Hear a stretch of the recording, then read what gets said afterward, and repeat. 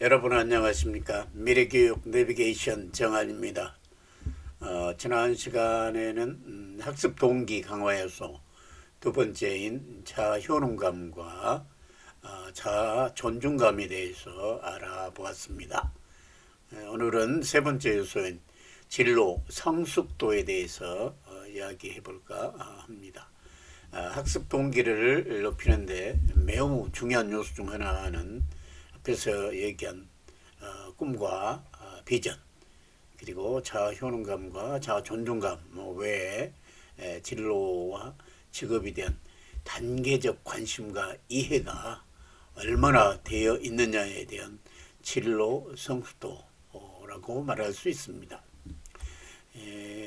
많은 조사 연구들의 결과들을 종합해 보면 학교 진로 활동에 적극적으로 참여한 학생들이 그렇지 않은 학생보다 학습 동기가 매우 높은 것으로 나타납니다.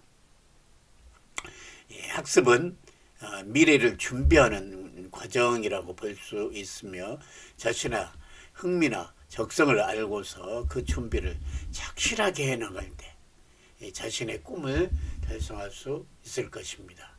그리고 그 준비 과정이야말로 바로 학업인 것입니다.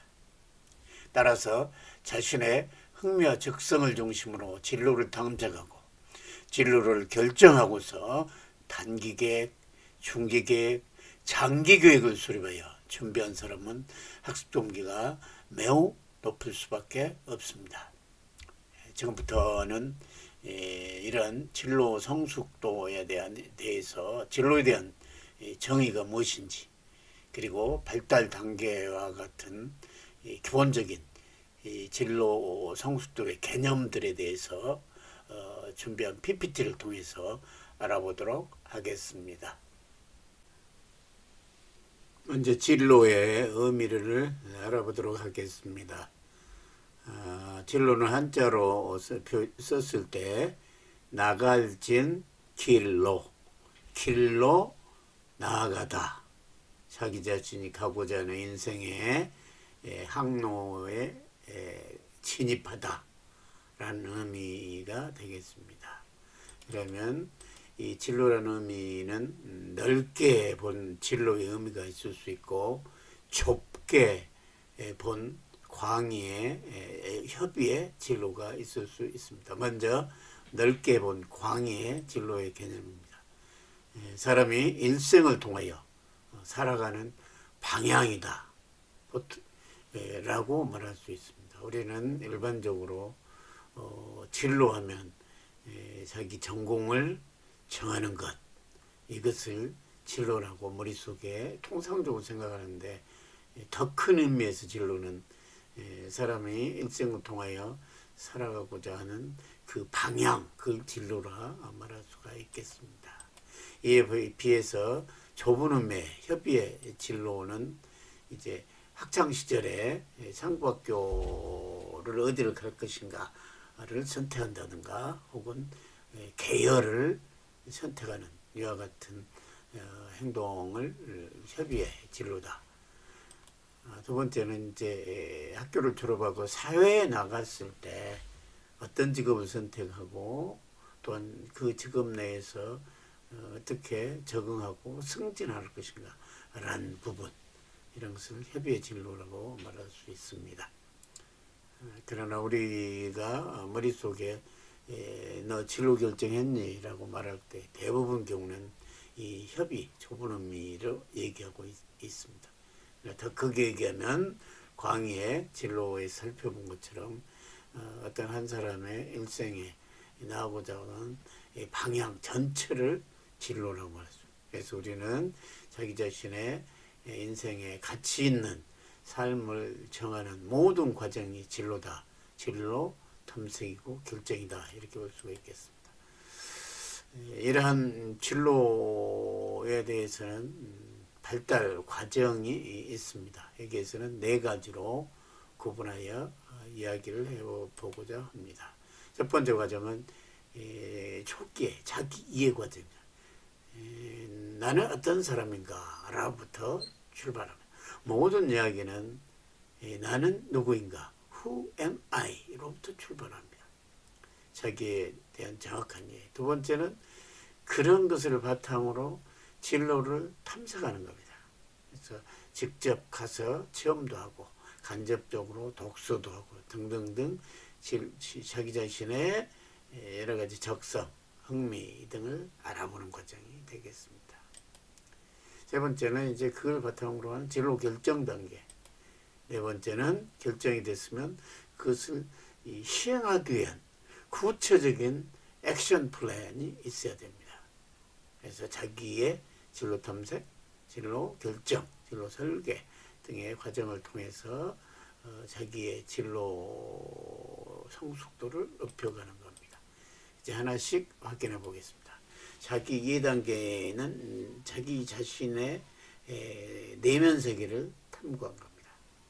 스스로 나는 나 자신에 대해서 잘 알고 있다 하지만 모르는 경우가 매우 많습니다. 자기 자신의 잠재 의식들이 90%, 95%를 차지하고 있는 거예요.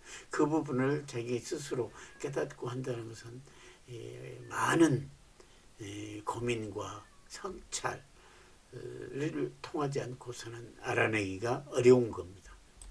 그래서 자기 자신의 흥미, 그리고 관심, 그리고 적성이 무엇인지를 알아가는 과정이 자기 이해 과정이고 초등학교와 중학교를 주로 얘기하겠습니다. 진로 탐색 단계는 이제 다양한 분야를 살펴보는 겁니다. 자기 자신의 적성과 흥미를 중심으로 다양한 분야의 직업들을 살펴보는 과정이고 이 과정에서는 자기 자신의 적성에 맞는 진로만 확인하는 게 아니라 두루두루 섭렵하고 경험해보는 그런 시기다 이렇게 볼 수가 있었습니다. 주로 연장 실습 혹은 견학 등등을 통해서 다양한 직업인들을 접촉하는 기회를 갖는 시기가 되겠습니다. 주로 중학교가 되겠습니다. 이제 그런 것을 자기 이해와 진로 탐색을 통해서 진로를 결정하는 단계입니다. 그래서 정확한 진단을 통해 진로를 선택하는 이 단계이며 주로 중학교 후반부 그리고 고등학교 과정이 되겠습니다. 잠정적인 진로 결정은 초등학교, 중학교, 고등학교와 같은 보통 교육이 이루어지고 있는 그런 초중고에서 잠정적인 진로를 결정을 하고서 이제 대학 가서 확정적으로 자기 자신의 적성 그리고 여러 가지 흥미 등등을 종합하여 확정적인 진로를 결정합니다. 물론 대학 내에서도 자기 진로에 대한 수정을 해야 되겠다 하면 과감히 수정하는 겁니다. 그래서 다양한 부전공이나 복수전공을 통해서 새로운 진로를 모색을 할 필요가 있습니다. 그래야지 자기 자신의 인생의 목적에 맞는 진로를 결정했을 때 사명감을 가지고 또 보람을 가지고 그 직종에서 자기의 능력을 발휘함과 동시에 사회에 이바지할 수가 있다. 이렇게 말할 수가 있겠습니다. 그리고 마지막은 이제 그런 진로가 확정이 됐을 때 그에 따른 준비하는 부분, 진로 설계를 합니다. 진로를 선택한 후 그 분야에서 요구하는 능력을 기르기 위한 준비 과정을 진로 설계다 이렇게 말하고 있습니다. 지금까지 진로의 정의와 발달 단계에 따른 설명을 드렸습니다. 학생들의 본분은 자신의 꿈을 달성하고 민주시민으로서의 자질을 기르기 위해 다양한 학습을 하는 것입니다. 그러나 학습은 생각보다 쉽지 않고 우리나라의 경우 가장 큰 변폐라고 할 수 있는 자기 자신의 능력 혹은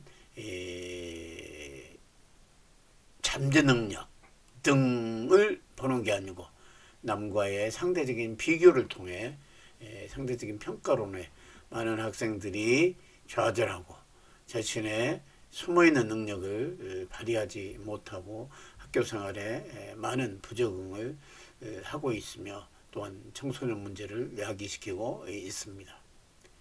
따라서 우리는 남과의 비교가 아닌 자신과의 싸움, 그리고